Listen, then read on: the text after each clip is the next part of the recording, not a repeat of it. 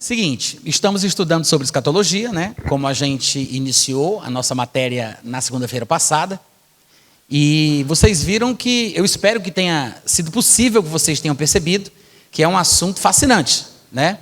Existem muitas nuances e minúcias que às vezes acabam deixando a gente envolvido naquilo ali por horas. E a gente não vai conseguir tocar em todos os assuntos que se poderiam falar dentro da área da escatologia. Mas a gente concluiu a nossa primeira aula na segunda-feira passada, falando a respeito das opiniões. Eu não sei se vocês perceberam que foi isso que a gente disse, mas nós terminamos falando sobre as opiniões diferentes dentro da escatologia, as divergências de opinião sobre pontos doutrinários. Eu disse para vocês que alguns versículos populares que nós conhecemos bem são versículos escatológicos e às vezes a gente nem percebe isso. E aí eu citei 2 Timóteo, capítulo 2, quando Paulo dizia a Timóteo que ele se apresentasse como um obreiro que não tinha de que se envergonhar, que manejava bem a palavra da verdade, evitando falatórios inúteis e profanos, porque os que se utilizavam de linguajar assim faziam com que a impiedade fosse ainda maior. E aí ele vai descrever que tipo de linguagem é essa, o que é que estes tais estavam ensinando. Paulo diz que o erro deles estava associado à doutrina da ressurreição. Lá em 2 Timóteo, capítulo 2, versículo 15 ao 19, para quem não lembra, foi esse texto que a gente leu.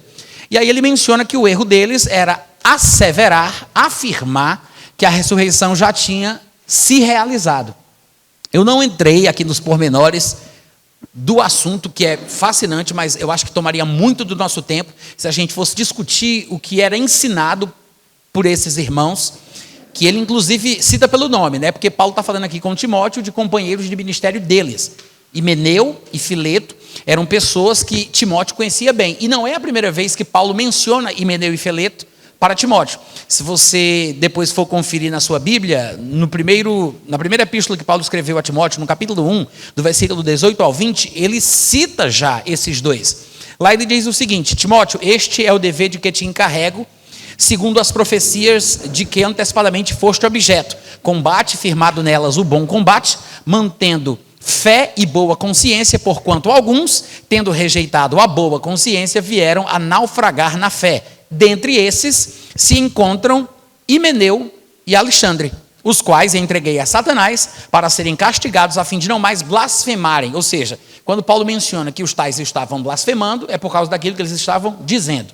Então, a blasfêmia sempre está associada a alguma coisa que se diz, algum tipo de pronunciamento, algum tipo de fala, algum tipo de argumento e afirmação. E ele menciona os mesmos, Himeneu e Alexandre. Lá em 2 Timóteo, no texto que a gente está lendo, ele cita os nomes Himeneu e Fileto, mas são exatamente os mesmos dois. É porque num ele cita o primeiro nome de um deles e no outro ele cita o segundo nome. Ou seja, Himeneu e Alexandre são os mesmos Himeneu e Fileto, porque o outro homem era chamado de Fileto Alexandre, ou Alexandre Fileto. Então ele cita um dos nomes na primeira citação e o outro nome na outra citação, mas está falando dos mesmos dois. Então você observa que o erro destes dois era evidente, e Paulo, nas duas cartas que escreve a Timóteo, não deixa de citá-los pelo nome.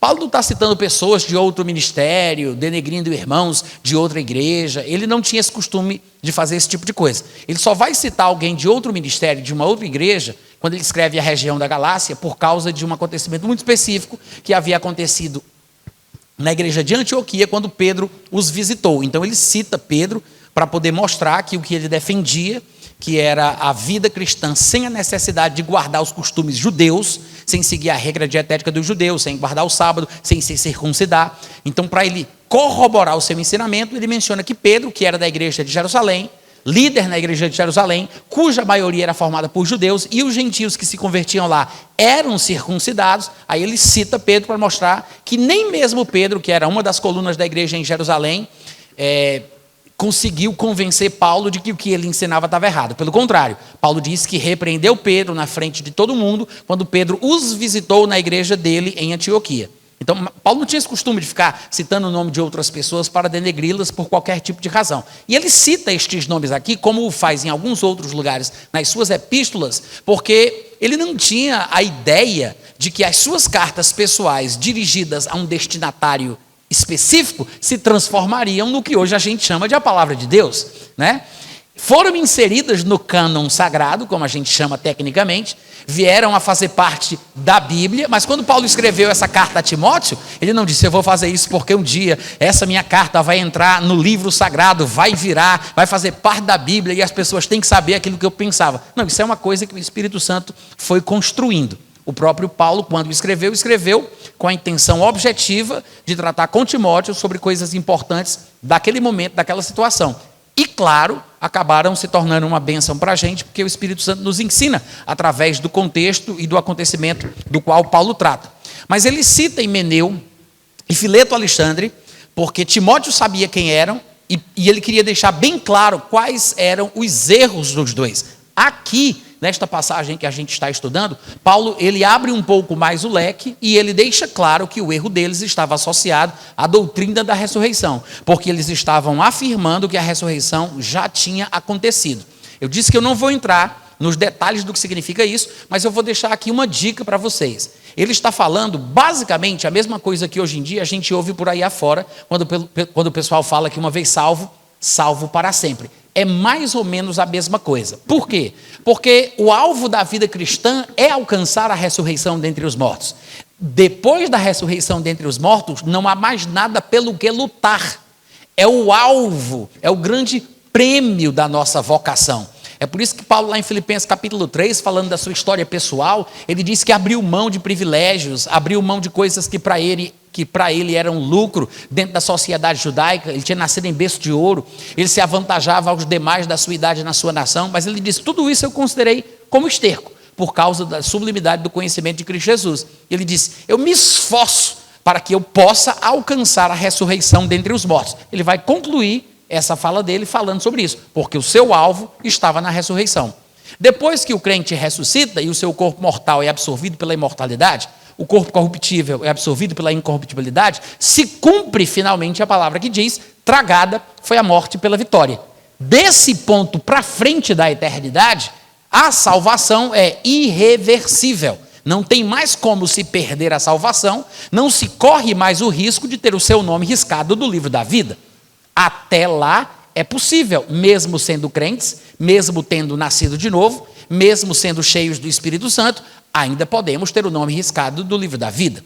Se isso não fosse verdade, Jesus não teria dito exatamente isso em uma das cartas que ele pede para João escrever para uma das igrejas da Ásia Menor. Ele disse que o vencedor, de maneira nenhuma, teria o seu nome riscado do livro da vida. Então, esta é uma possibilidade deste lado de cada eternidade. Antes da transformação do nosso corpo, antes da ressurreição dos mortos. Depois da ressurreição dos mortos, a salvação é consumada, estabelecida de uma forma irreversível e não tem como mais a gente perdê-la.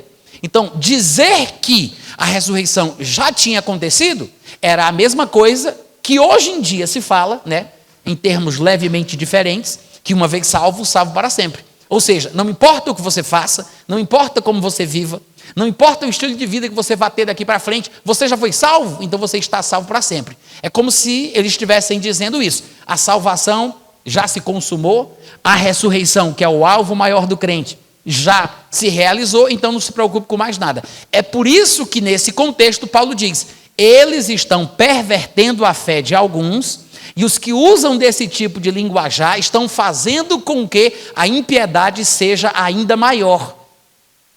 Por que a impiedade ficava maior em quem acreditava nisso? Porque não tem nada que eu possa fazer que me faça perder a minha salvação. Se eu já ressuscitei, se tudo já se consumou, se uma vez salvo, salvo para sempre, ao que vou temer? Então, é por isso que Paulo diz: isso faz com que a impiedade dos homens seja ainda maior, porque eles ficavam desenfreados, sem limites, sem dar ouvidos à voz da sua consciência e ao peso no seu coração, por causa de algum pecado que porventura eles pudessem cometer. Vocês estão entendendo? Então, esse é o contexto. Você observa como ele é interessante, Seria maravilhoso a gente explorar o cerne da questão da qual Paulo está tratando aqui, mas não dá para a gente ler a Bíblia toda numa noite só, Então, é disso que ele está falando aqui. Mas veja que ele diz: o erro deles é assegurar, pregar, dizer, garantir que a ressurreição já aconteceu. Aí, mais para frente, Eu li para vocês, né, em 1 Coríntios capítulo 15, versículo 2, ele dizendo que se é corrente pregar-se que Cristo ressuscitou dentre os mortos, como, pois, afirmam alguns dentre vós que não há ressurreição de mortos? São dois opostos. Fileto e Alexandre estavam dizendo, a ressurreição já aconteceu. E lá na igreja de Corinto, contemporâneos de Paulo, discípulos de Paulo também, um grupo de pessoas que era crente, um povo nascido de novo, cheio do Espírito Santo, estava dizendo uma coisa totalmente diferente do que falavam Fileto e Alexandre. Eles diziam, não existe esse negócio de ressurreição dos mortos. Então, duas opiniões diferentes e divergentes, né? Uma oposta à outra em relação à doutrina da ressurreição. Eu até, no finalzinho da aula passada, perguntei para vocês, qual das duas posições a gente iria defender? Vocês lembram disso? Que eu fiz essa pergunta? Eu sugeri isso para vocês perceberem que nem sempre se resolve um problema se posicionando por A ou por B. Porque às vezes os dois estão errados, como é o caso aqui. Nem estava certo quem afirmava que não existia ressurreição, nem estava certo quem afirmava que existia, inclusive já tinha acontecido. Os dois estavam errados. Então, a verdade a respeito desta doutrina, que é uma questão escatológica, poderia não ser da área da escatologia, poderia ser de qualquer outra área qualquer, mas como estamos estudando de escatologia, o nosso assunto aqui é esse, então vale a pena salientar o fato de que existem opiniões diferentes, existem divergências a respeito de muitas coisas na escatologia, mas você não tem que se precipitar em se posicionar por A ou por B. Eu tenho que me posicionar. Eu preciso de uma opinião. Eu preciso decidir logo. Eu vou ficar com fulano, eu vou ficar com ciclano. Eu não posso ficar... Não, tenha calma. Talvez você não esteja pronto para tomar uma decisão centrada. Talvez você não tenha maturidade suficiente para lidar com os argumentos que estão sendo apresentados. Talvez você não tenha conhecimento bíblico suficiente para saber lidar corretamente com cada um daqueles pontos. Às vezes tem um pouquinho de verdade em cada mentira, ou um pouquinho de mentira em cada verdade. Você não vai conseguir ter esse discernimento, essa presença de espírito para discernir, no meio das palavras do seu pregador predileto, o que é que tem que ficar no canto da boca, como as espinhas do peixe que você come, o que é que você vai engolir. Então, sem precipitação, sem agonia, sem desespero, se você não sabe, não tenta colocar o carro na frente dos bois. Quantos entenderam? Ou seja, tenha calma, tenha paciência com você mesmo. Não se sinta mal porque você não tem condição de tomar uma posição. É bom você saber da sua própria estrutura, da sua habilidade de lidar com aquele assunto, da sua maturidade. Criança é que tudo leva para a boca, né? Criança é assim, tudo leva para a boca, mas nem tudo é comida, nem tudo faz bem, tem coisa que mata. Então não seja infantil a ponto de achar que só porque é famoso, é conhecido, já escreveu o livro, está no YouTube, não sei o que, só por causa disso, deve ser bom, deve ser de Deus, deve ser uma benção, eu vou ouvir, toma cuidado. Às vezes tem coisas que vão te atrapalhar para o resto da vida. E a melhor coisa que você teria feito com você mesmo era nunca ter ouvido aquilo. Vocês podem dizer amém de vez em quando? Amém. Então tá. É mais ou menos assim que a gente terminou a nossa primeira aula na segunda-feira passada, né? Entendendo que existem sim opiniões diferentes. Nem todas as opiniões elas estão necessariamente em linha com a Bíblia. Na época de Paulo, gente, pessoas que conviviam com ele, que o ouviam ensinar, contemporâneos seus, discípulos de Paulo, companheiros de ministério, estavam com divergência em relação ao que ele dizia. E ele precisou vir a público dizer que tantos de Corinto, como os dois, Fileto e Alexandre, estavam errados. Então, que a gente estabeleça isso de uma vez por todas, tá? Agora, partindo para frente, o que eu quero falar é o seguinte: eu sei que existe a escatologia universal, como a gente inclusive mencionou aqui, né, por alto. Eu mencionei a escatologia universal, as previsões do tempo do fim, as profecias do Apocalipse, o surgimento do anticristo, o período da tribulação, o arrebatamento, o milênio, o juízo final. Isso é uma escatologia universal, como nós costumamos chamar. Mas existe aquela escatologia individual, que fala da justiça, do domínio próprio e do juízo vindouro, que são exatamente as coisas que o texto bíblico menciona quando vão falar sobre aquilo que Paulo pregava a uma determinada autoridade em Atos capítulo 24. Atos 24 e 25 diz que passados alguns dias, vindo Félix com Drusila, sua mulher, que era judia, mandou chamar Paulo e passou a ouvi-lo a respeito da fé em Cristo Jesus. Aí no versículo 25, diz que, dissertando ele acerca da justiça, do domínio próprio e do juízo vindouro, Félix ficou amedrontado e disse: por agora podes retirar-te, e quando eu te ver a vagar, eu vou te chamar novamente. Ou seja, Lucas, que é o companheiro de Paulo, que está escrevendo o livro de Atos, na verdade, o livro de Lucas é um livro grande, de 2 tomos. A primeira parte é o evangelho que leva o seu nome, o evangelho de Lucas, e a segunda parte, o segundo tomo, é o livro que a gente chama de livro de Atos. E aí Lucas está dizendo que Paulo falava sobre a fé em Jesus. É isso que diz o versículo 24, não é? Ele diz, Paulo passou a falar a respeito da fé em Jesus. Só que quando Lucas vai descrever o que era que Paulo pregava, embora ele tenha simplificado dizendo que se tratava da fé em Jesus, ele diz que a fé em Jesus se resume a 3 pontos principais. Ele disse: justiça, domínio próprio e juízo vindouro. Vocês poderiam repetir?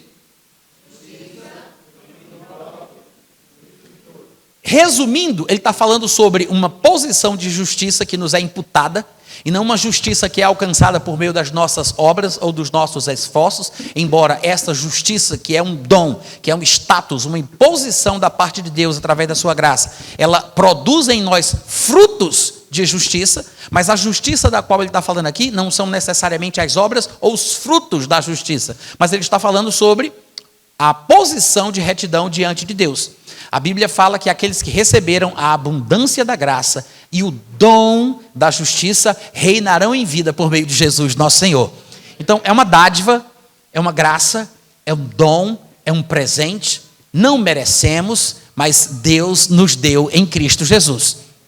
Aí ele fala sobre a justiça, ele fala sobre o domínio próprio, que já é a consequência, o segundo passo, o que vem depois, a experiência da justificação, que é justamente o que a gente vai viver durante toda a vida, né? Porque todos nós, seres humanos, somos carnais, embora possamos ser classificados como espirituais, nós temos um corpo animal, que tem uma natureza terrena, inclinada ao pecado, que é um inimigo íntimo que vive com nós 24 horas por dia. Ele vai com a gente para todo lugar que a gente vai, e se a gente não tiver cuidado, ele nos dá uma rasteira. Então a gente tem que estar sempre ali com as rédeas curtas, controlando os impulsos carnais que cada um de nós tem. Não é verdade? Então, querendo ou não, por mais que sejamos justos aos olhos de Deus, não pelo que fizemos ou deixamos de fazer, mas pelo que Cristo fez por nós, ainda assim, a vida cristã até o dia da nossa morte é uma vida de autocontrole, de autonegação, né? A Bíblia fala em Gálatas capítulo 5, versículo 23, se eu não estiver enganado, que aqueles que são de Cristo crucificaram a carne com as suas paixões e concupiscências. O próprio Paulo, um apóstolo do Senhor, em 1 Coríntios capítulo 9, versículo 27, ele disse: eu esmurro o meu corpo, eu reduzo ele à escravidão, para que eu, tendo pregado a outros, não seja eu mesmo desqualificado. Em Romanos capítulo 8, versículo 13, ele vai dizer: se vocês viverem segundo a carne, vocês estão caminhando para a morte. Mas se pelo Espírito mortificardes os feitos do corpo, certamente vivereis. Então é uma guerra constante. Por dentro nós temos a vontade e a inclinação de fazer aquilo que Deus quer, porque nascemos de novo, somos filhos de Deus, temos a justiça divina imputada em nosso coração, mas por fora nós temos um inimigo íntimo que, se a gente bobear e a gente não tiver cuidado, ele nos dá uma rasteira da noite para o dia. Quantos estão entendendo? Então, qual é o resumo da fé em Cristo na narrativa de Paulo? Justiça, domínio próprio e a conclusão, o juízo vindouro. Ou seja, Deus imputou justiça na minha vida, Ele me fez justo, Ele me considerou justo, Ele me deu o dom de estar na presença de Deus, chamando-o de Pai, como se o pecado nunca tivesse acontecido, sem qualquer complexo de inferioridade. Mas, a partir daí, eu vou ter que me esforçar para viver a vida santa que Ele quer que eu viva, controlando meus impulsos, mortificando os feitos do corpo, crucificando a minha carne, e no final de tudo eu vou prestar contas da vida que eu vivi. Ou seja, justiça, domínio próprio e, finalmente, o juízo vindouro. O que é isso? Essas 3 categorias. Isso é o que Paulo chamaria de fé em Cristo Jesus. Lucas, companheiro de Paulo, coloca essa coisa nestes termos para a gente, né? Ele diz: Paulo estava falando sobre a fé em Cristo, O que é que ele falava? Ele falava sobre a justiça, o domínio próprio e a futura prestação de contas da vida que a gente viveu. Justiça, domínio próprio, juízo vindouro. Isso é a fé em Cristo. Mas observe que não foge do escopo, não foge do assunto da escatologia. Continua sendo uma questão escatológica. Ou seja, imputação de justiça, consequência de uma vida de autocontrole e abnegação e a prestação de contas no momento final. É como Paulo disse lá em 1 Tessalonicenses capítulo 5, versículo 23, que o Deus da paz vos santifique em tudo, e todo o vosso espírito, alma e corpo sejam conservados íntegros e irrepreensíveis na vinda ou para a vinda de nosso Senhor Jesus Cristo. Porque, como o próprio Paulo diria em outro lugar, cada um de nós prestará contas de si mesmo diante de Deus. Amém, gente? Tá. Então, com isso, a gente entende que a escatologia individual, a universal é aquela que fala dos grandes acontecimentos do Apocalipse, o arrebatamento, o surgimento do anticristo, a tribulação, a ressurreição dos mortos, o milênio, o trono branco, né? Tudo isso. E a escatologia individual é essa que envolve aspectos mais práticos do nosso dia a dia, mas que não deixam de ser escatológicos. Quantos estão entendendo? Nos versículos 15 e 16, Paulo está dizendo que, tendo esperança em Deus, como também estes a têm, falando dos judeus, de que haverá ressurreição tanto de justos como de injustos. Por isso, também me esforço por ter sempre consciência pura diante de Deus e dos homens. Veja que o assunto é basicamente o mesmo. Ele está aqui sendo questionado em relação àquilo que ele cria. Os judeus estavam perseguindo Paulo. Ele foi perseguido mais pelos judeus do que qualquer outras pessoas, quaisquer outros povos. Ele foi perseguido mais pelo seu próprio povo judeu, porque Paulo pregava uma fé diferente da fé judaica. Pelo menos os judeus não aceitavam que Jesus fosse o Messias prometido a Israel. E ele era perseguido de forma dura. E se Deus quiser e der tempo aqui e tudo fluir bem, a gente vai tocar nesse assunto ainda daqui para mais tarde. Então, Paulo sendo perseguido, sendo julgado pela sua fé, ele diz exatamente isso que a gente acabou de ler aqui. Ele diz, olha, eu tenho esperança em Deus, como também estes a têm, ou seja, os judeus também tinham esperança, de que haverá ressurreição, tanto de justos como de injustos. Então, ambos ressuscitarão, mas já quero dizer adiantado aqui que justos e injustos não ressuscitarão no mesmo dia, tá? Embora existam alguns evangélicos por aí afora que pensem isso não é sustentado pela palavra de Deus. Os textos do Antigo Testamento poderiam dar esta falsa impressão, mas a Bíblia é uma revelação progressiva. Eu já falei para vocês, se eu não falei eu deveria ter dito, mas eu vou dizer agora, nós só temos 3 textos do Antigo Testamento que falem sobre a ressurreição dos mortos. Não temos mais do que 3 textos. Tem alguns outros textos que podem ser úteis a acrescentar mais luz. Outros textos são alegóricos, falando sobre a restauração da nação de Israel, como Ezequiel 37, que fala do vale dos ossos secos. Mas a doutrina da ressurreição, ela só é retratada em Daniel, capítulo 12, versículo 1, versículo 2, versículo 3. Em Isaías, capítulo 26, versículo 19. E Jó, capítulo 19, versículo 25 e 26. Tá? Vou repetir para quem está anotando aí. Daniel 12, do 1 ao 3. Isaías 26, 19. E Jó 19, 25 e 26. Esses são, basicamente, os únicos textos do Antigo Testamento que falam da doutrina da ressurreição. Em 2 deles, se fala que a ressurreição iria acontecer depois da tribulação. E se fala da ressurreição dos justos e dos injustos em Daniel 12, mas não se fala nada sobre quem ressuscita primeiro, quem ressuscita depois, se todo mundo ressuscita junto. Então, se fôssemos ficar apenas com os textos do Antigo Testamento, teríamos a ideia de que a ressurreição aconteceria de uma vez só. Justos e injustos ressuscitariam no mesmo dia. Mas o Novo Testamento é que vai explicar que a ressurreição não acontece de uma vez só. Existe uma ordem. Primeiro, todos os justos ressuscitarão antes de todos os ímpios. Não necessariamente no mesmo momento, no mesmo dia, mas todos os justos vão ressuscitar antes de todos os ímpios. Jesus ressuscitou primeiro, sozinho, há muito tempo atrás. Depois do momento do arrebatamento, os mortos em Cristo, não todos os mortos de Adão até aquele momento, mas os mortos em Cristo ressuscitam. Os vivos em Cristo são transformados. Durante o período da tribulação, no meio da tribulação, outros 2 justos morrem e ressuscitam antes mesmo da tribulação terminar, que são os 2 profetas de Apocalipse capítulo 11. Depois que termina a tribulação, como já havia sido previsto nos 3 textos do Antigo Testamento, em 2 deles se diz que a ressurreição aconteceria depois da tribulação. Então, os santos do Antigo Testamento ressuscitam depois da tribulação, e os santos que tiverem porventura morrido durante a tribulação, e os que tiverem sido decapitados também na tribulação, ressuscitam juntamente com os santos do período do Antigo Testamento. Assim termina a primeira ressurreição.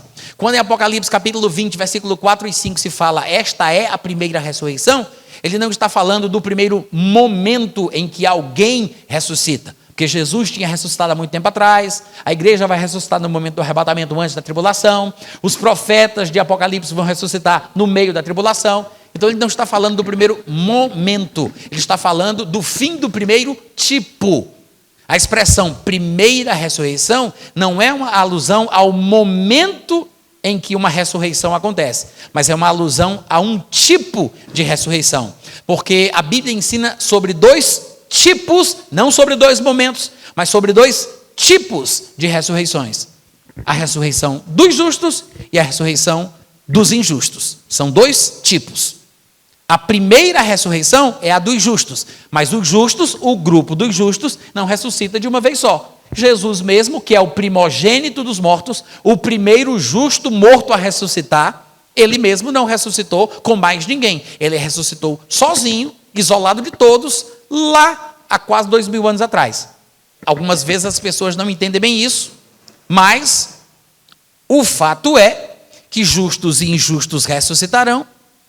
A ordem é mais ou menos essa, mas quando Paulo diz aqui em Atos capítulo 24, 15 e 16, que todo mundo sabe que haverá a ressurreição dos justos e dos injustos, ele acrescenta que é por isso que eu também me esforço por ter sempre uma consciência pura diante de Deus e dos homens. Veja que Paulo associa o seu esforço pessoal para viver uma vida santa, para ter uma consciência pura, que não está pesada, que não está ali acusando de algum erro, algum pecado, alguma coisa. Ele diz, eu me esforço por causa da ressurreição, o que confirma a ideia da qual nós estamos falando aqui já há algum tempo, de que a ressurreição está ligada à prestação de contas final na vida do crente. O justo, ele vai prestar contas do bem ou do mal que ele tiver feito por meio do corpo, como diz lá 2 Coríntios capítulo 5, né? É necessário que todos nós possamos comparecer diante do tribunal de Cristo para que possamos prestar contas do bem ou do mal que tivermos feito por meio do corpo. Não quer dizer que seremos julgados para se decidir se vamos ou não vamos entrar na eternidade. O crente ele não vai ser julgado para se decidir se ele continua salvo ou não, se ele vai ou não vai ficar com Deus. O julgamento ali muito provavelmente está atrelado aos galardões que ele há de receber ou aos galardões que ele vai perder, né? Ele vai deixar de ganhar algumas coisas, ele vai sofrer algum dano, mas ele não vai perder a salvação, porque a salvação não está baseada necessariamente nas obras. Até porque nós vemos exemplos na Bíblia de homens crentes, salvos, que cometeram pecados cabeludos, mas não perderam a salvação por causa disso. Como o caso daquele homem de 1 Coríntios capítulo 5, que estava tendo relações sexuais com a mulher do pai dele, provavelmente uma madrasta. Ele estava tendo relações sexuais com a mulher do pai dele, e Paulo disse que achava melhor matar aquele homem em nome de Jesus. Ele diz, vamos entregar ele a Satanás para a destruição da carne, ou seja, morte física prematura, a fim de que o espírito seja salvo no dia de Cristo. Então Paulo, preocupado com a salvação espiritual do homem, ele diz, prefiro que ele morra mais cedo do que ele continuar vivo, descendo na banguela do pecado, ter o seu nome riscado do livro da vida e ele acabar morrendo mais tarde. É melhor morrer mais cedo do que morrer mais tarde. É melhor um fim horroroso do que um horror sem fim. Amém, gente? Mas isso nos mostra que não é necessariamente por causa de um pecado, grave ou não, pecadinho ou pecadão, não é necessariamente por causa de um pecado que a pessoa perde a salvação. Claro que quanto mais a pessoa peca, mais acostumada ela fica, menos ligada com Deus ela está, mais risco ela corre de perder a sua salvação. Mas não é por causa dos pecados que a pessoa vai perder a sua salvação. Até porque o problema dos pecados já foi resolvido. A Bíblia fala que nós temos um advogado, que é Jesus Cristo, o justo, que seu sangue nos purifica de todo pecado. Há coisas que foram escritas para que nós não pequemos. Se todavia alguém pecar, nós temos um advogado junto ao Pai. Se confessarmos o pecado, ele é fiel, ele é justo para perdoar o pecado e purificar de toda a injustiça. Então, ninguém precisa chutar o pau da barraca e desistir de tudo porque fez isso ou fez aquilo. Se a pessoa não desiste, se ela reconhece o seu erro, se ela conversa com Deus, confessa o pecado, ela pode ainda recuperar a sua caminhada cristã de onde ela parou. O problema é que quanto mais a pessoa peca, mais ela gosta de pecar, porque é viciante. Se pecado fosse uma coisa nojenta, desgostosa, desagradável de se fazer, ninguém se sentiria tentado a praticar algum pecado. Porque, afinal de contas, pecar é uma coisa que eu quero, que eu gosto de fazer. É isso que a Bíblia ensina quando vai falar sobre o que é a tentação. A Bíblia diz, cada um de nós é tentado quando atraído e engodado pela o quê? Só os vivos, por gentileza. Sem tumulto, pode ser de um por um. Veja o que ele diz, a Bíblia fala, cada um de nós é tentado quando atraído e engodado pela própria concupiscência, ou pela própria cobiça, como dizem outras versões. Havendo a concupiscência concebido dá à luz o pecado uma vez consumado, praticado, ele gera a morte. Mas veja o que é que ele chama de tentação. Ele diz, cada um de nós é tentado quando atraído e engodado pela própria vontade, pelo próprio desejo, pela própria cobiça, pela própria concupiscência. O que quer dizer que eu não sou tentado pelo que você gosta, eu sou tentado pelo que eu gosto. Não é pela sua própria concupiscência, é pela minha própria. Então eu sou tentado numa área que você não é, porque eu gosto de uma coisa que talvez você não goste. E então você vai ser tentado pela sua própria vontade, eu vou ser tentado pela minha própria vontade. Eu não sou tentado pela vontade da minha esposa, eu não sou tentado pela vontade do meu amigo, eu sou tentado pela minha própria vontade. Por quê? A minha vontade, a minha cobiça, o meu desejo, aquilo que me agrada e me satisfaz, é o que me faz querer pecar. Então, é claro que não é tão simples como se pensa, mas a vida cristã é isso: justiça, domínio próprio e prestação de contas no final da vida. Amém, gente? Aí Paulo confirma isso, como nós estamos falando, e veja que é um assunto completamente escatológico, não tem como dizer que não, né? E Paulo confirma isso quando ele diz, olha, porque eu creio, como os judeus, de que vai haver ressurreição de justos e de injustos, é por isso que eu me esforço para ter uma consciência pura. Ele diz, eu preciso da consciência pura, porque eu sei que um dia eu vou prestar conta. Eu sei que um dia eu vou ser levantado de volta dos mortos, eu vou estar diante do Rei dos Reis, e não vai ter como esconder, não vai ter como negar. Eu vou ter que dar satisfação de tudo aquilo que eu pensei, que eu senti, que eu vivi, que eu pratiquei. Eu me esforço por ter uma consciência pura diante de Deus e diante dos homens. E aqui eu quero explicar uma coisa que às vezes tem confundido muita gente, e tem pessoas até que se desviam por causa disso. Porque muitas vezes nós cometemos erros, cometemos falhas, cada um numa área. Nem todo mundo erra do mesmo jeito.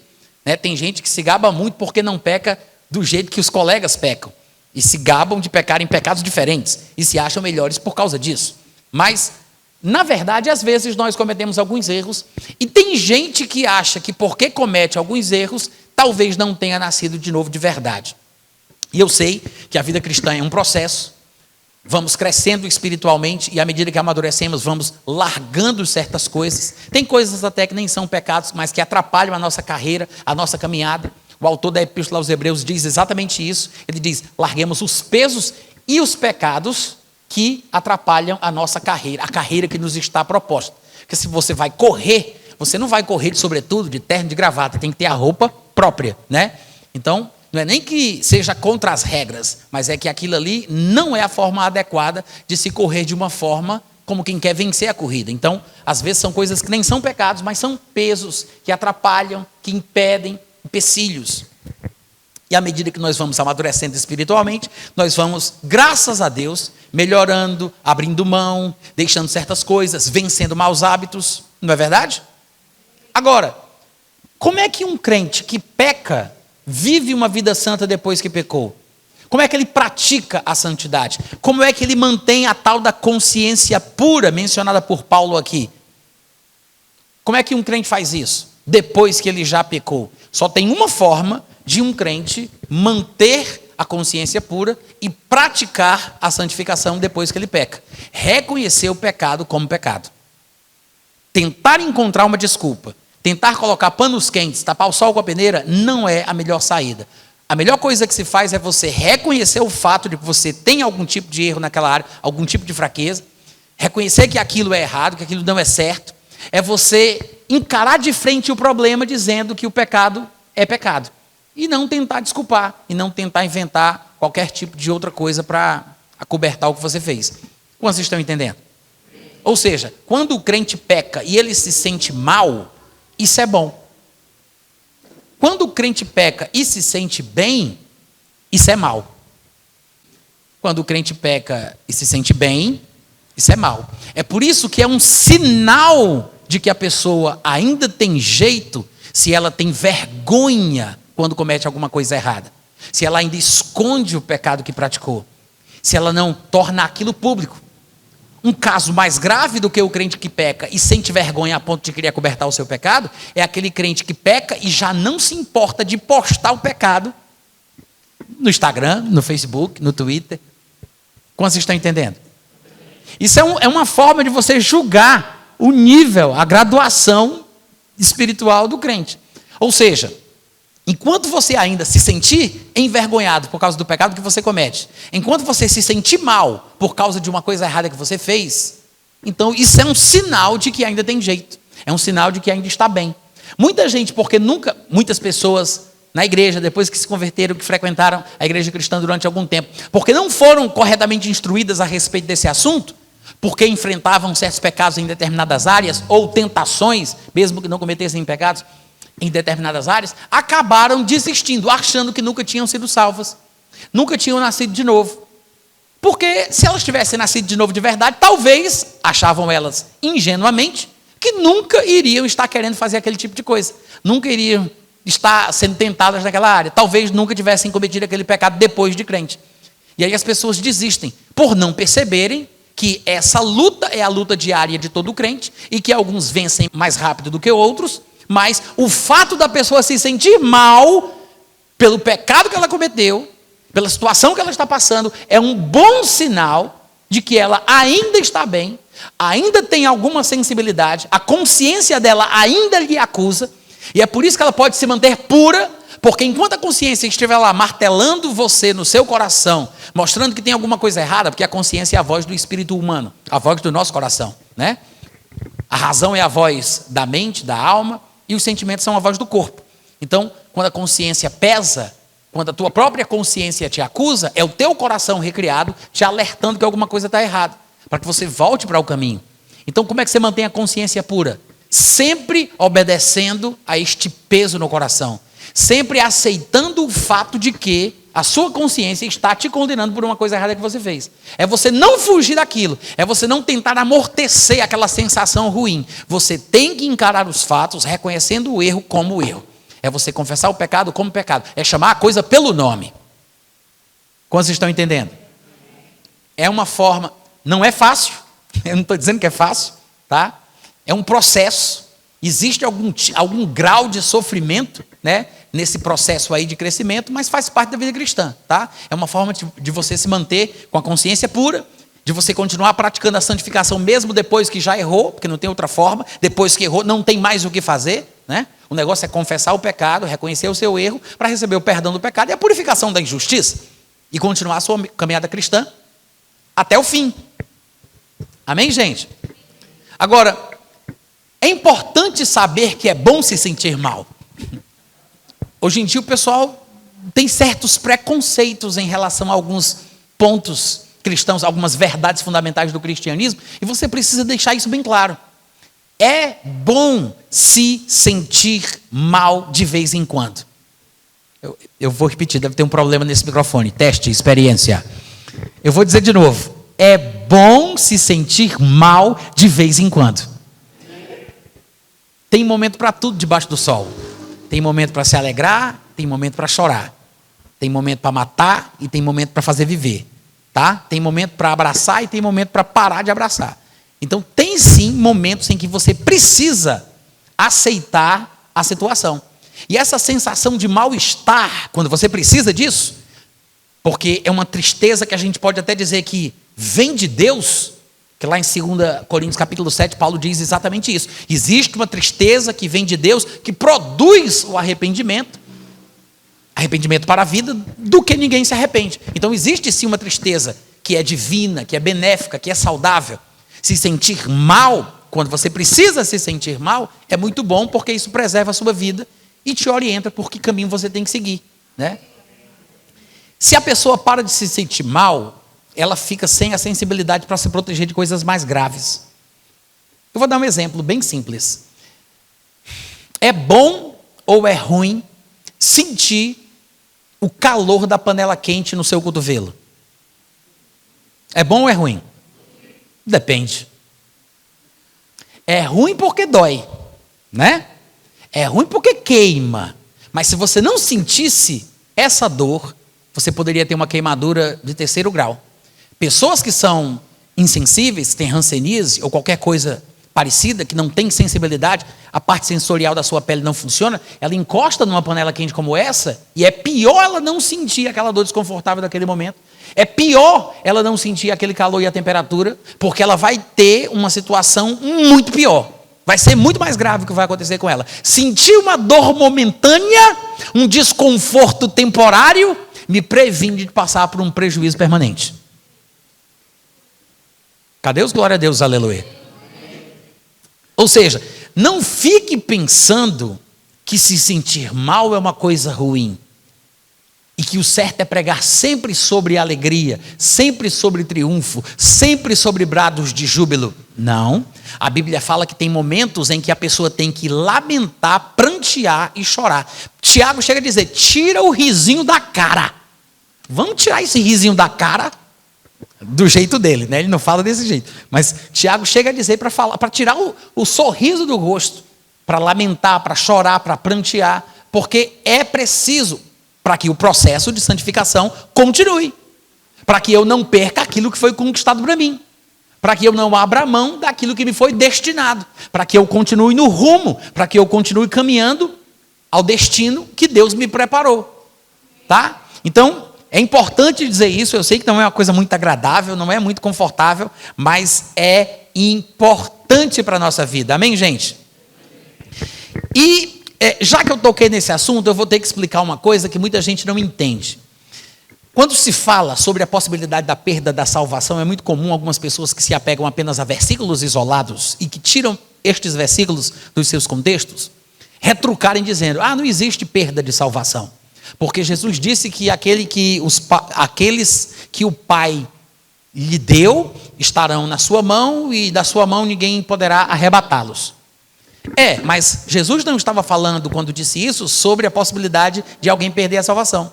Jesus estava falando exatamente o que ele falou, e nada mais. Ou seja, que aqueles que estão na mão de Cristo estão protegidos e não podem ser arrebatados. Ele não diz que a pessoa não pode sair, mas ele está falando que está protegido de ataques externos, de opressores que venham tentar feri-lo, alcançá-lo ou tirá-lo dali. Arrebatar é isso, é puxar da mão de alguém, é você tirar uma coisa de um lugar para outro. A palavra, inclusive, pode ser traduzida como saque, para você ter uma ideia. É por isso que algumas pessoas gostam de dizer que o arrebatamento é como se fosse o rapto da igreja, né? Por causa da etimologia da palavra. Agora, o que é importante a gente entender é que a Bíblia ensina a possibilidade da perda da salvação. O próprio texto de 1 Coríntios capítulo 5 mostra isso. A gente nem abriu esse texto, mas eu já citei ele umas 3 vezes desde que a gente começou essa matéria, né? Paulo disse que o homem que estava tendo relações sexuais com a mulher do pai dele precisava ser punido. Basicamente, ele diz isso ali. E aí ele fala, olha, eu tomei uma decisão, embora eu não esteja presente, reunidos vós pelo poder do nome de Jesus, reunidos o vosso espírito com o meu espírito, eu já sentenciei que o tal seja entregue a Satanás em nome de Jesus para a destruição da carne, a fim de que o espírito seja salvo no dia de Cristo. Ele diz, eu quero que ele seja entregue a Satanás para que ele tenha uma morte física prematura, destruição da carne é morte física, a fim de que, ou seja, parece, pela forma de Paulo construir a sua narrativa, parece que uma coisa depende da outra. Ele diz, é melhor que ele morra mais cedo, a fim de que o espírito seja salvo. É como se Paulo estivesse deixando implícito que se ele continua vivo, pode ser que o seu espírito perca a salvação. Então ele diz que ele morra fisicamente a fim de que o espírito seja salvo. Se ele continua vivo fisicamente, ele pode morrer espiritualmente. Se ele morre fisicamente, ele fica vivo espiritualmente. É como se uma coisa influenciasse a outra. Então ele diz, prefiro que morra fisicamente para que o espírito seja salvo. Porque se ele fica vivo fisicamente, fazendo o que ele faz, vivendo como ele vai, ele morre espiritualmente. Quantos estão entendendo? Em outras palavras, o próprio texto, embora a gente não tenha aberto ele para falar sobre isso, mas o próprio texto, que todos conhecem muito bem, eu suponho, mostra a possibilidade da perda da salvação. Agora, normalmente, e tem até o texto de 1 Coríntios capítulo 11 também, né, quando Paulo diz que eis porque há entre vós fracos, doentes e não poucos que morrem. Não poucos que morrem. Porque se nos julgássemos, não seríamos julgados, mas quando somos julgados, estamos sendo disciplinados pelo Senhor para não sermos condenados com o mundo. Ou seja, a condenação do mundo, todo mundo já sabe, é o lago que arde com fogo e enxofre. Então ele diz, muitos estão morrendo mais cedo para não serem condenados com o mundo. Morte física prematura que impede a perda da salvação. É basicamente o mesmo princípio. Então, a Bíblia ensina, sim, a possibilidade da perda da salvação. Mas por que as pessoas não entendem que é possível perder a salvação? Basicamente, por causa disso aqui que eu vou dizer agora. Eles que pensam que não se perde a salvação, não entendem que a salvação... Está pronto para o que eu vou dizer? Eles não entendem que a salvação ainda não aconteceu. Ouviram o que eu falei? Eu sei que é um pouco chocante, né? Deixa o pessoal um pouco assustado, mas é exatamente isso. Eu não falei errado, não. Eu falei da forma que eu queria falar. As pessoas que pensam que é impossível perder a salvação, só pensam assim porque não viram ainda que a Bíblia ensina que a salvação ainda não aconteceu. Sim, eu sei, hoje em dia, nessa experiência que nós temos até o dia da nossa morte, até o dia do arrebatamento, eu sei que nós somos salvos pela fé. Quantos aqui sabem que somos salvos pela fé? Mas talvez não lembremos que a fé é a convicção de um fato que não se vê. É a certeza de uma coisa que se espera. Ou seja, a fé substitui a coisa. Ou seja, somos salvos pela fé porque a fé substitui a salvação. Quando a salvação se manifestar, não vou precisar mais da fé para experimentar antecipadamente aquilo que Deus tem para mim por meio da salvação. Através da fé eu experimento, eu adianto para a minha vida, uma espécie de degustação glorificada, eu experimento os poderes do mundo vindouro. Então, sou salvo pela fé, mas a fé é a convicção de um fato que não dá para ver porque não está presente, ainda não se manifestou. A fé é a convicção de uma coisa que eu estou esperando. Estou esperando porque ainda não chegou. Então, eu sou salvo hoje pela fé. É assim que se experimenta a salvação, hoje. Mas vai chegar um dia que quando a salvação se consumar, de fato e de verdade, de forma irreversível, aí sim não tem mais como perdê-la. E também não vai ser mais necessário a fé para se manter salvo. Quantos estão entendendo? Agora, isso não é só uma divagação filosófica não, viu gente? Eu não estou só aqui argumentando, achando, especulando, conjecturando. Não, são declarações bíblicas. Há inúmeros versículos do Novo Testamento que dizem claramente que a salvação é uma coisa preparada por Deus para se manifestar no futuro. Só que a gente não percebe. Eu sei que a salvação envolve aspectos do passado, do presente e do futuro. Exatamente como a salvação também se reflete na nossa experiência, em nosso espírito, em nossa alma e no nosso corpo. Porque não importa se eu confessei Jesus há 20, há 30 anos, naquele dia que eu confessei Jesus como Senhor da minha vida, o meu espírito foi recriado. Então, querendo ou não, eu já experimento a salvação como uma realidade espiritual na minha vida. Mas a cada dia que eu vivo, eu tenho que salvar, restaurar, refrigerar, renovar a minha alma. Então, eu estou experimentando a salvação a todo dia que se chama hoje. Mas um dia, no futuro, o meu corpo vai ser transformado e aí, finalmente, a salvação estará completa. Mas, hoje, nós não estamos ainda nesse estado de graça irreversível depois que a salvação já tivesse se consumado. Não estamos ainda lá. E os textos, claro, eu não vou citar todos, mas nós temos textos do Novo Testamento que mostram que a salvação é uma coisa preparada por Deus para se manifestar no último tempo. Eu vou ler apenas alguns deles que apontam sempre a salvação para o futuro, e às vezes a gente nem percebe. Por exemplo, o famoso versículo que fala da ação dos anjos em nosso benefício.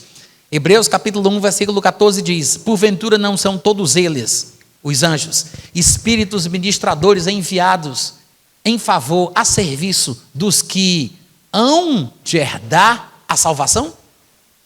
Ele está falando que os anjos são enviados para servir quem? Os que vão herdar, falando do futuro.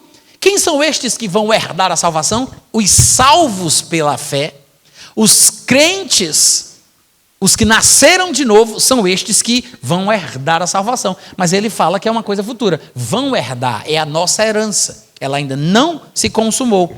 Em 1 Tessalonicenses capítulo 5, versículo 9, Paulo diz assim: Deus nos destinou para alcançar a salvação. Paulo está escrevendo uma carta para crentes, nascidos de novo, que estão lá na igreja de Tessalônica. Todo mundo ali era salvo. Todo mundo já era cheio do Espírito Santo, falador de língua e dizimista.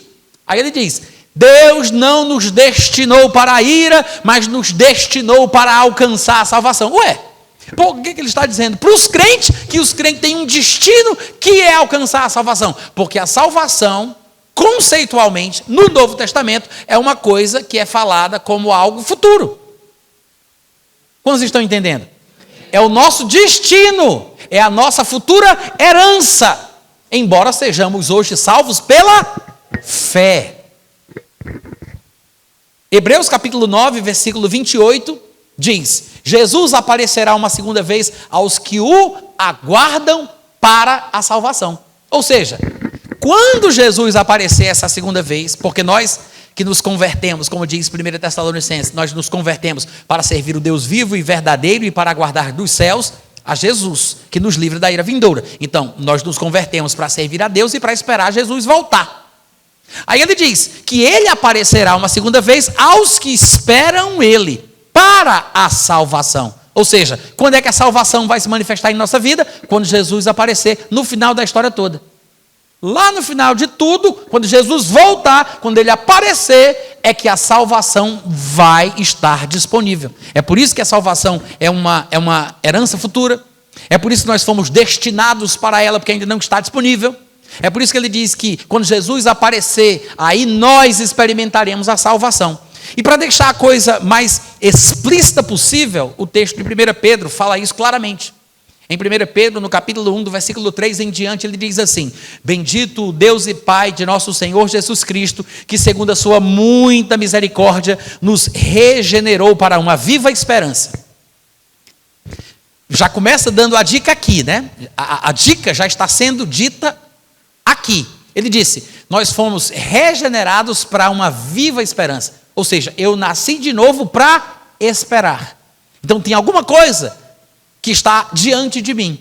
Eu fui regenerado, eu nasci de novo, eu fui recriado para esperar alguma coisa. Então ele diz: fomos regenerados para uma viva esperança, mediante a ressurreição de Jesus Cristo dentre os mortos. Ou seja, se ele ressuscitou, então quem crer nele também vai ressuscitar. A ressurreição de Jesus, que é o primeiro gerado entre muitos irmãos, o primogênito dos mortos, como diz Apocalipse 1:5, ele é a nossa esperança. O fato dele ter ressuscitado nos dá a esperança de que nós vamos ressuscitar também. Aí ele diz: sim, nós fomos regenerados para uma viva esperança, mediante a ressurreição de Jesus Cristo, para uma herança incorruptível. Isso é o versículo 4 de 1 Pedro, capítulo 1. Ele diz: fomos regenerados para uma herança incorruptível, ou seja, essa mesma herança futura que está associada ao conceito de salvação. Para uma herança incorruptível, e ele fala incorruptível, classificando a herança, adjetivando a herança, porque ele está se referindo à futura transformação do nosso corpo.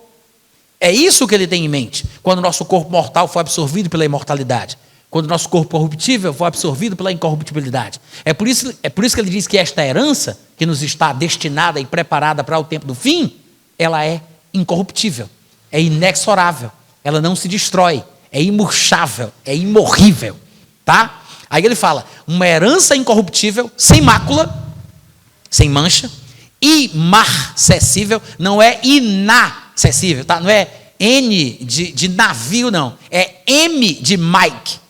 Imarcessível é uma palavra que a gente não usa muito no nosso dia a dia e a gente até se confunde. Eu já vi até pregador lendo aqui e não percebendo que não era inacessível e dizendo que Pedro não tinha um conhecimento elevado que Paulo tinha. E Pedro, coitado, ficava falando que era inacessível e Paulo estava falando que já estava acessível. Mas ele não está falando que é inacessível, ele está falando que é uma herança imarcessível. Quem sabe o que é imarcessível aqui? Dou 2 pontos na prova.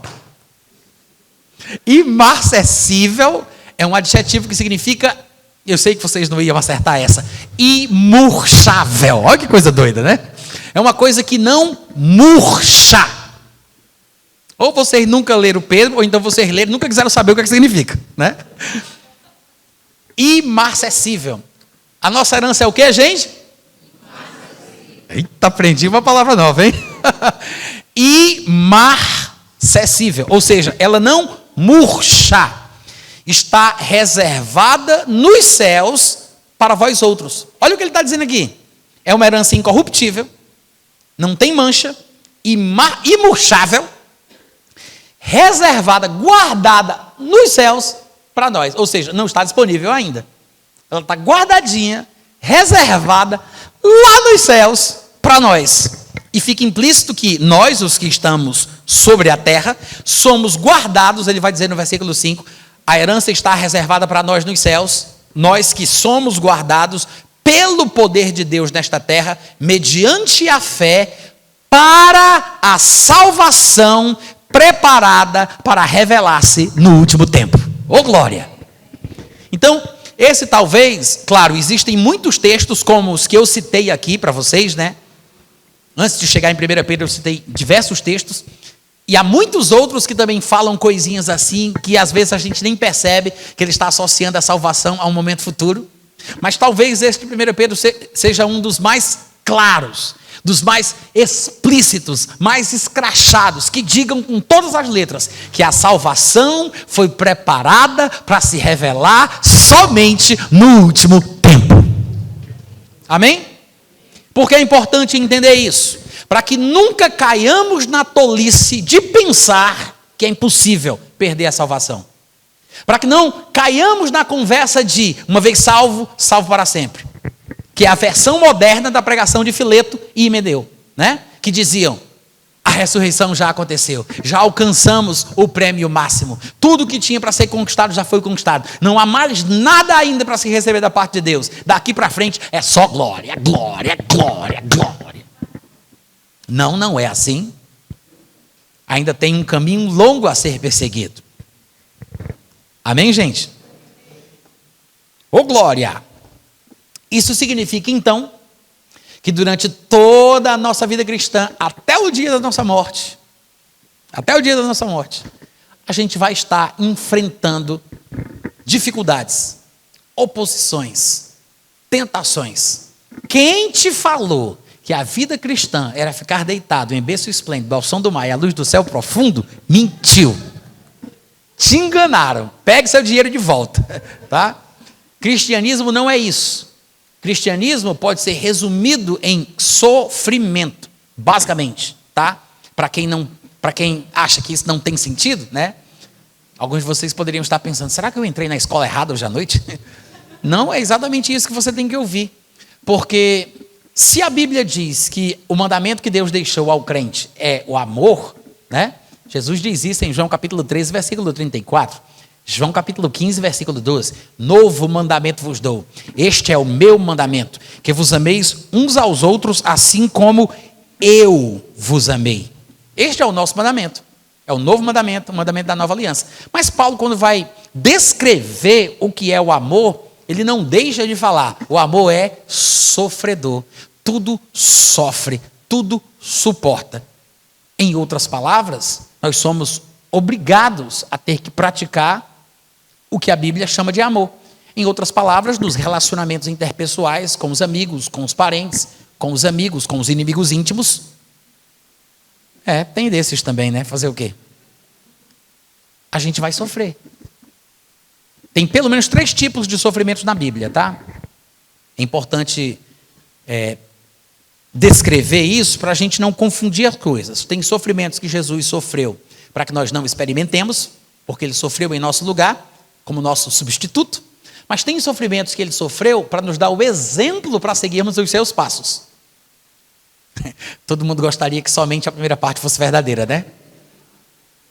Mas eu vou repetir. Tem sofrimentos que Jesus experimentou que é justamente para que nós não os experimentemos mais. Ele nos substituiu para que nós não soframos mais as mesmas coisas. Ele levou sobre si as nossas dores, carregou com as nossas doenças, pelas suas feridas nós fomos sarados. Então, eu não estou falando sobre sofrer miséria, desgraça, situação desmoralizante ou paralisante que Satanás tente colocar sobre nós. Eu estou falando sobre sofrimentos bíblicos. Tem sofrimento bíblico. Sofrimentos que Cristo também experimentou, deixando-nos o exemplo para seguirmos os seus passos.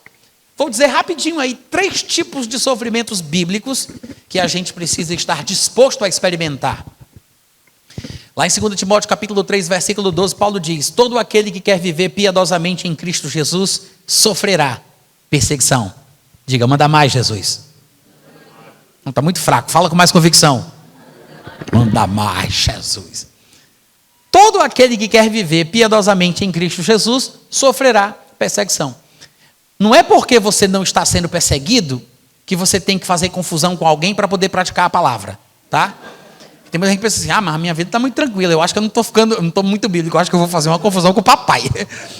Você não tem que ser um crente chato, porque o problema é que às vezes as confusões que nós experimentamos é porque nós criamos a confusão, né? Aquela atitude chata do crente que quer esfregar a Bíblia na cara de todo mundo e que briga com todo mundo em casa, briga com a mãe, briga com o irmão, briga com a irmã. Aquele crente insuportável, que sabe aquele crente que não é o demônio que entra nele, é ele que entra no demônio? De tão ruim que ele é. Vocês conhecem, né, a peça? Não estou falando de vocês não, fica sorrindo olhando para frente. Ninguém vai desconfiar que o negócio é contigo, né? Mas você não tem que ser chato, não tem que fazer confusão, mas mesmo vivendo uma vida tranquila, em paz, porque a Bíblia diz que no que depender de nós temos paz com todos os homens, né? Mesmo assim, pode ser, não é obrigatório, mas pode ser que os inimigos do homem sejam os parentes, as pessoas do seu próprio lar, a mãe, a sogra, a nora. Jesus disse isso, tá? Jesus disse isso. Ele não estava fazendo confusão negativa, ele não estava jogando praga, ele está reconhecendo a realidade dos fatos. Então deixa de dizer besta, porque se Jesus falou que pode acontecer, então pode acontecer, tá? Acontece, são coisas da vida. Então, às vezes, sofremos nos nossos relacionamentos com pessoas do trabalho, da escola, vizinhos, parentes, porque, infelizmente, a fé não é de todos. Ou seja, nem todo mundo é crente, nem todo mundo abraçou o Evangelho, nem todo mundo confessou Jesus, né? E aí a situação vai ficando difícil. Então, é um tipo de sofrimento que, às vezes, nós experimentamos nos relacionamentos. Quem quer viver piedosamente em Cristo vai sofrer algum tipo de perseguição. Então, há outro tipo de sofrimento que Paulo retrata muito bem quando fala sobre a sua própria experiência lá em Filipenses capítulo 3. Ele diz: olha, eu sofri a perda de todas as coisas, para que eu pudesse conhecê-lo e conhecer o poder da ressurreição dentre os mortos. Eu participo dos seus sofrimentos, eu tenho comunhão com os seus sofrimentos, para que de alguma forma eu também alcance a ressurreição dos mortos. Então Paulo ali em Filipenses 3, ele vai dizendo que comunga do sofrimento que Cristo experimentou enquanto viveu na terra como homem. Participante dos sofrimentos, de abrir mão, renunciar e etc. O sofrimento da perda, deixar casa, pai, mãe, amigos, parentes, situações privilegiadas, que é o que Paulo descreve ali em Filipenses 3, né? Porque ele vem falando sobre aquilo que era lucro para ele na sua sociedade, na cultura judaica. Ele disse: eu considerei como perda por causa da sublimidade do conhecimento de Cristo. É o sofrimento da renúncia, quando você abre mão. É um sofrimento bíblico. Terceiro, é quando a pessoa sofre a tentação. Como o Tiago explica muito bem. Bem-aventurado o varão que sofre a tentação. Quando a pessoa é tentada, ela está sendo atraída a fazer uma coisa que ela gosta. Então, aquele momento ali é o momento em que ela decide se ela tem prazer ao ceder à tentação. Claro que é um prazer ilusório, temporário, fugaz, efêmero, passageiro, não vale nada. E traz as consequências. mas ainda é prazer.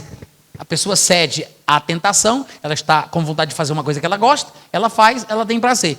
É um prazer que traz as consequências ruins, mas é um prazer. Quando a pessoa não cede à tentação, o que é que ela faz? Ela resiste e neste momento ela sofre. É por isso que ele diz, bem-aventurado o varão que sofre a tentação. Ou seja, ele não cede à tentação, ele não pratica o pecado, ele não tem o prazer de praticar o pecado que a tentação lhe induz. Ele sofre a tentação. Então, esse tipo de sofrimento é bíblico. Para quem pensa que não há sofrimento no momento em que se é tentado, basta você lembrar do que a Bíblia diz sobre o próprio Senhor Jesus. A Bíblia diz que naquilo que ele sofreu, tendo sido tentado, ele é poderoso para socorrer todos os que são tentados. Ou seja, Jesus sofreu quando foi tentado. Até Jesus sofreu quando foi tentado, porque tem sofrimento na tentação. Só que Jesus, ao sofrer, quando era tentado e não cedia, né? Porque Jesus foi tentado como nós não temos um sumo sacerdote que não possa compadecer-se das nossas fraquezas. Pelo contrário, nós temos um que, como nós, em tudo foi tentado. Amém, gente? A Bíblia diz que Jesus foi aperfeiçoado pelas coisas que ele sofreu. Então, existe uma bem-aventurança nesse tipo de sofrimento. Então, são pelo menos aí 3 tipos de sofrimentos bíblicos, né? Sofrer perseguição, sofrer a renúncia, a perda, você abdicar, abrir mão de certas coisas, você sofrer a tentação. Os relacionamentos interpessoais também trazem sofrimento, porque o amor é sofredor, o amor tudo sofre. Então a vida cristã, ela está permeada de muitos sofrimentos. Agora, esses sofrimentos da vida presente não podem ser comparados com a glória que há de ser revelada em nós. Você tem que entender que os sofrimentos fazem parte da vida cristã, tá? Não é só o povo do mundo que sofre, não. Crente também sofre. Sofre de uma forma especial, né? Sofre de uma forma muito específica, muito bíblica, diga-se de passagem, mas sofre. E é bom a gente entender isso, porque senão muitos textos da Bíblia não farão sentido para nós. A gente não vai entender a importância de certas passagens, que são verdades escatológicas. Como, por exemplo, Romanos capítulo 8. Abre lá comigo, vamos conferir, a partir do versículo 16. Romanos capítulo 8, a partir do versículo 16. Olha só o que é que Paulo diz aqui. O próprio Espírito testifica com o nosso Espírito que nós somos filhos de Deus. Quantos filhos de Deus nós temos aqui hoje à noite? Aí ele diz, ora, se somos filhos, nós somos também herdeiros, porque filho é herdeiro. Se somos herdeiros de Deus, então, claro, fica implícito, está subentendido, está implícito que somos co-herdeiros com Cristo. Porque se Cristo é filho e é herdeiro de Deus, se eu sou filho, então a gente é irmão e somos herdeiros juntos. Somos co-herdeiros de Deus. Assim como Cristo é herdeiro, eu também sou herdeiro. Aí ele vai e usa esse parâmetro para dizer o que vem em seguida. Ele diz, isso quer dizer que, se somos co-herdeiros com Cristo, e Cristo herdou a glória à direita da majestade nas alturas, depois de ter vivido a vida que ele viveu aqui na terra, então significa que, para a gente herdar a glória também, a gente vai ter que sofrer como ele. Que é por isso que ele acrescenta dizendo, se sofrermos com ele, também com ele seremos glorificados. Ô glória! Eu não sei se você percebeu, mas ele disse que a glória é condicional. Afinal de contas, foi assim que ele concluiu aqui o versículo 17 que a gente acabou de ler. Ele disse, se. Como é que é a palavrinha mágica aí? Sim. Não, fala mais alto. Sim. Cadê o chiado? Sim. Se e somente se, como diz na matemática, né? Se com ele sofrermos, seremos glorificados. Quem quer a glória? Então você precisa do sofrimento. Quem quer a glória precisa do sofrimento. Se você sofrer com Jesus, que significa sofrer como Jesus, então você vai ser glorificado com ele ou glorificado como ele. O sofrimento produz a glória. Percebe como existe um sofrimento bíblico na vida do crente? Necessário, importante, para que alcancemos o destino que Deus nos preparou? Sim, gente, todo mundo percebe isso? Se sofrermos com ele, também com ele seremos glorificados. Versículo 18. Porque para mim, Paulo diz, para mim, porque nem todo mundo tem a mesma opinião, né? Dependendo do nosso nível espiritual, do nosso crescimento, da nossa maturidade, cada um vai pensar uma coisa diferente. Então, podia ser que os leitores de Paulo, como inclusive hoje em dia, não tenham exatamente a mesma ideia, a mesma concepção. Mas Paulo deixa bem claro que ele, do ponto de vista que ele tem, de acordo com o seu nível espiritual, na sua maturidade, olha, para mim, pode ser que nem todo mundo concorde comigo, pode ser que nem todo mundo pense como eu, pode ser que nem todo mundo veja a vida como eu vejo, mas para mim, tenho por certo que os sofrimentos, no plural, tá? Que os sofrimentos do tempo presente não podem ser comparados com a glória que há de ser revelada em nós. Que maravilha, né? Isso motiva qualquer um. E é interessante que Paulo tenha dito os sofrimentos, e veja, por favor, observe, para que você não fique pensando que a gente fugiu do assunto. Quando percebe que tudo aponta para o futuro, tudo aponta para o nosso destino, tudo está atrelado à glória que foi preparada para nós, tudo tem a ver com a questão escatológica, é o que nós poderíamos chamar de escatologia individual. É uma coisa muito importante, que normalmente não se fala quando se ensina escatologia. As pessoas costumam gastar a maior parte do seu tempo falando sobre os assuntos mais espetaculosos, né? E que, querendo ou não, estão no imaginário popular, como o anticristo, a tribulação, o arrebatamento e coisas desse tipo, que são muito importantes também. Mas esse aspecto que diz respeito à nossa vida individual, a preservação da nossa salvação, a recompensa que a gente há de receber, a prestação de contas futura, a consumação da salvação, que é o ponto de irreversibilidade, quando não poderemos mais perdê-la. Gente, isso aqui é ouro. É ouro. A gente tem que entender isso um pouco melhor. E eu sei que a gente não está se aprofundando, mas eu espero que sirva de referência para que vocês pensem com mais carinho a respeito do assunto. Mas é interessante observar que Paulo tenha dito aqui: se sofrermos com Cristo, também com ele seremos glorificados. Porque, para mim, tenho por certo que os sofrimentos do tempo presente não podem ser comparados com a glória. Observe bem agora a expressão final. Ele diz: a glória que há de ser revelada. Como é que diz aí? Não, que vai ser revelada. Eu não sei como é que estão as versões de vocês, mas na minha diz assim, que vai ser revelada em nós. Em nós será revelada. Observe que ele não diz a glória vai ser revelada para nós, a nós. Ele não diz isso. Ele diz a glória vai ser revelada em nós. O que isso significa? Ele está falando exatamente da mesma coisa que se repete em todo o Novo Testamento, quando se fala da consumação da salvação, dessa herança incorruptível que está reservada para a gente nos céus. Ele está falando sobre a transformação do nosso corpo.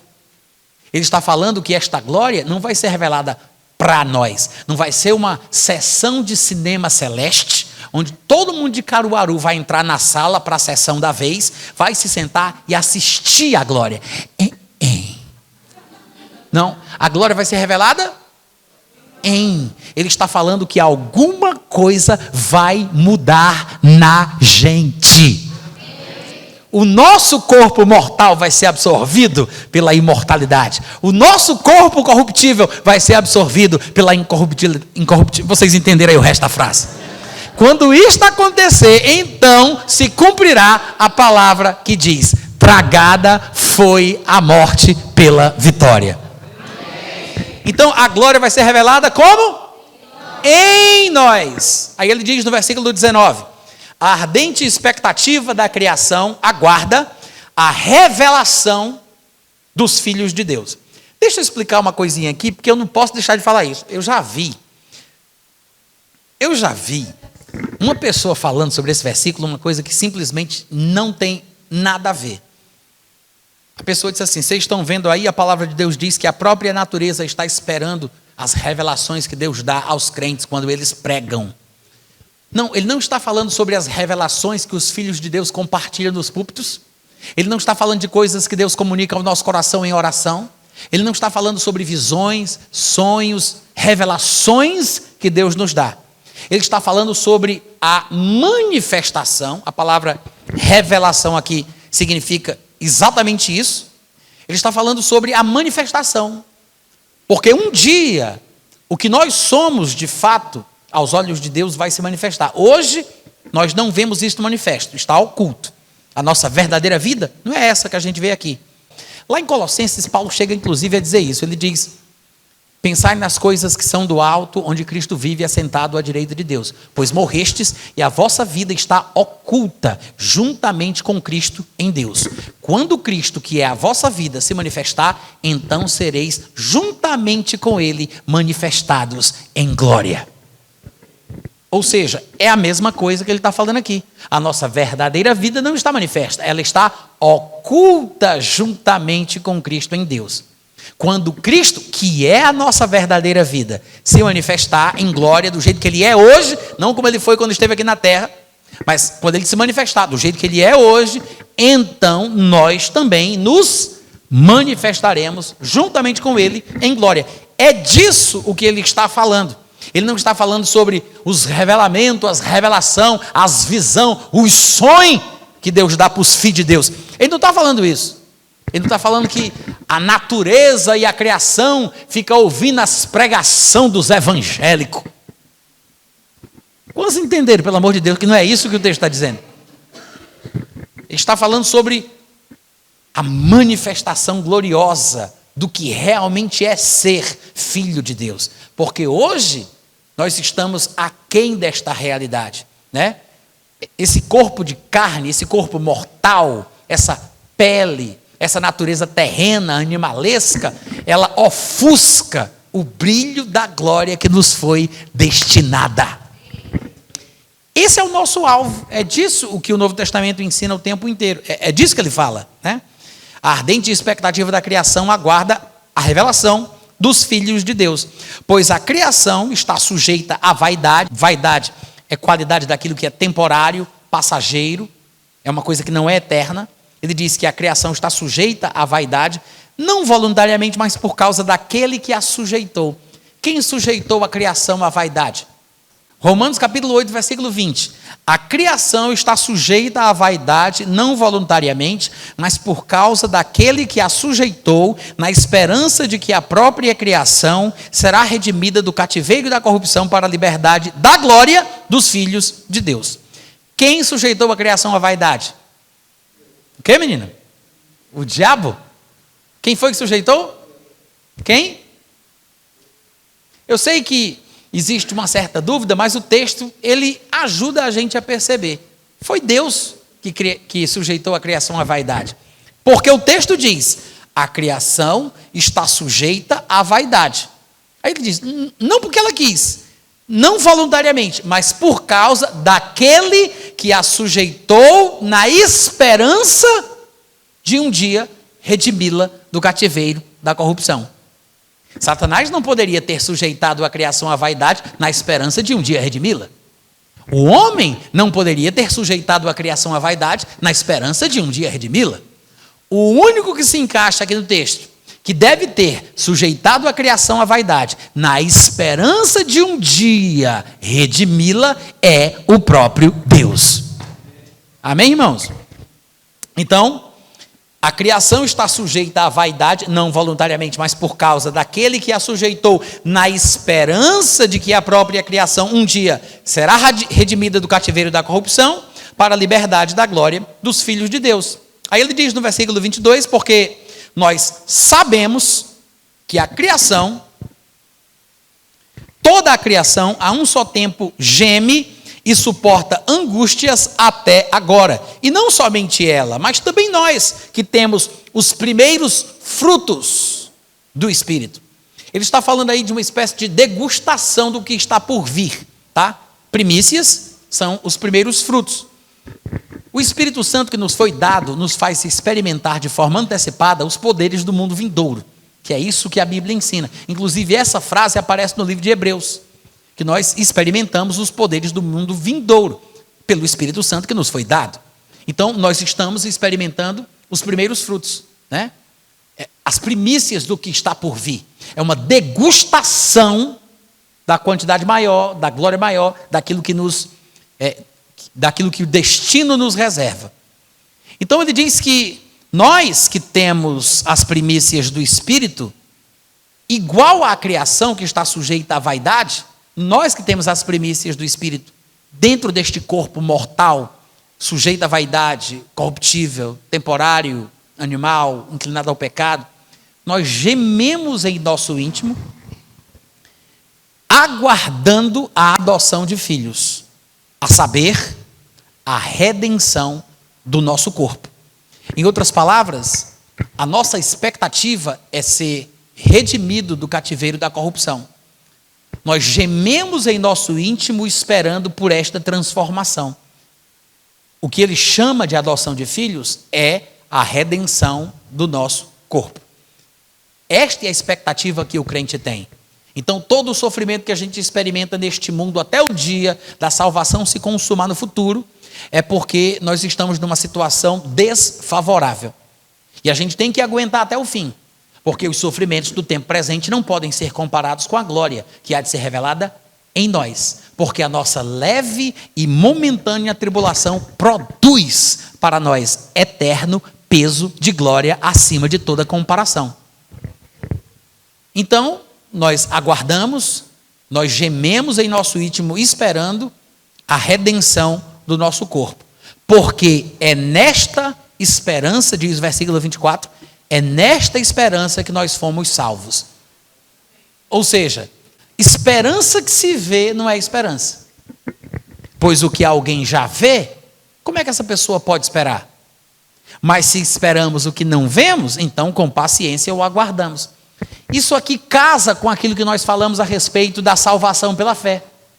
Somos salvos pela fé, mas a fé é a convicção de um fato que não se vê porque não está disponível, não está presente. A fé é a certeza de uma coisa que eu espero porque ainda não chegou. Então sou salvo pela fé, a fé substitui a salvação, enquanto a salvação não se manifesta, enquanto a salvação não se cumpre, porque ela está reservada, preparada para se manifestar no último tempo, né? Então, enquanto ela não chega, eu sou salvo pela fé. Enquanto eu me mantiver na fé, eu estou salvo. Se eu perder a fé, eu perco a salvação. Porque hoje eu sou salvo somente pela fé. Eu preciso da fé para continuar salvo. Isso é lógico, porque é com o coração que se crê para a justiça e com a boca que se faz confissão para a salvação. Se alguém confessar o nome de Jesus diante dos homens, ele terá o seu nome confessado diante do Pai. Mas se alguém negar Jesus diante dos homens, ele terá o seu nome negado diante do Pai. Se a gente for infiel, ele permanece fiel. Se a gente perseverar, a gente vai reinar com ele. Se a gente o negar, por sua vez, ele nos negará. Então, do mesmo jeito que eu vim de lá para cá, eu posso ir daqui para lá. Não é como diz a Dilma, de lá para cá, de cá para lá, de lá para cá. Ou seja, do mesmo jeito que eu passei por uma porta e que eu estou andando num caminho, eu posso retroceder nesse caminho e passar pela porta no sentido inverso. Porque a vida cristã é uma porta estreita, é um caminho estreito. Então, eu passei pela porta e eu estou indo no caminho. Se eu retroceder, eu posso retroceder de uma forma tal até chegar no ponto de partida. E retroceder tanto a ponto de passar pela porta de novo no sentido inverso. A porta é a confissão, é quando eu creio no meu coração que Deus ressuscitou a Jesus dentre os mortos e eu confesso a Jesus como Senhor da minha vida. A vida cristã é vivida passo a passo, mas eu posso retroceder de uma forma tal a ponto de rejeitar Jesus no meu coração e negá-lo com a minha boca. Vocês estão entendendo? Então, enquanto eu me mantiver firme a despeito dos erros que porventura eu posso cometer, porque o problema em relação a essa questão de manter a salvação, não é necessariamente o pecado ou a queda que a pessoa experimenta. Porque se você está dentro de um barco, saindo de um lugar para outro, e durante o trajeto, durante a viagem, você tropeça e cai, se você cai dentro do barco, está tudo bem. Você se levanta, a viagem continua. Agora, o problema é você cair para fora do barco, aí lascou-se. né? Porque aí não tem mais jeito. É exatamente esse o ponto. Essa é a questão. Enquanto você se mantiver firme na fé, enquanto você reconhecer o pecado como pecado, mesmo que você faça uma coisa errada e você se sinta mal, você reconheça o erro como erro, chame o pecado pelo nome, diga a coisa, chame a coisa do que ela realmente é. Enquanto você estiver assim, se mantendo neste padrão, você estará bem. Você estará crescendo espiritualmente, amadurecendo espiritualmente, dependendo do estilo de vida que você vive e da sua obstinação no pecado. Pode até ser que você morra fisicamente mais cedo, embora não perca a sua salvação, que é possível morrer fisicamente e não morrer espiritualmente. Mas o fato é que, se você se mantiver firme na fé e avançar a sua vida, um dia vai se consumar aquilo para o que você foi conquistado. Então, ele diz, é na esperança da transformação futura do nosso corpo que nós somos salvos. E aí ele deixa bem claro para que não haja dúvidas, mas a própria palavra esperança já deixa isto implícito. Mas ele diz, esperança que se vê não é esperança. Ou seja, a gente é salvo na esperança, mas se lembre que aquilo pelo que a gente vive e em razão do que a gente espera, não está disponível, porque esperança que se vê não é esperança. Somos salvos na esperança, mas esperança que se vê não é esperança. Porque se alguém já vê, como é que a pessoa pode esperar? Não tem como esperar uma coisa que a pessoa já tem, que ela já possui, que já está na mão. Mas se esperamos o que não vemos, aí sim, com paciência, nós aguardamos. Esse é o sentido da escatologia individual, de forma prática, e como isso deve mexer com as nossas bases e transformar a nossa vida. Amém, gente? Então a gente vai para o intervalo, tá? Tem livros meus aqui, quem tiver interesse, e daqui a pouco a gente volta.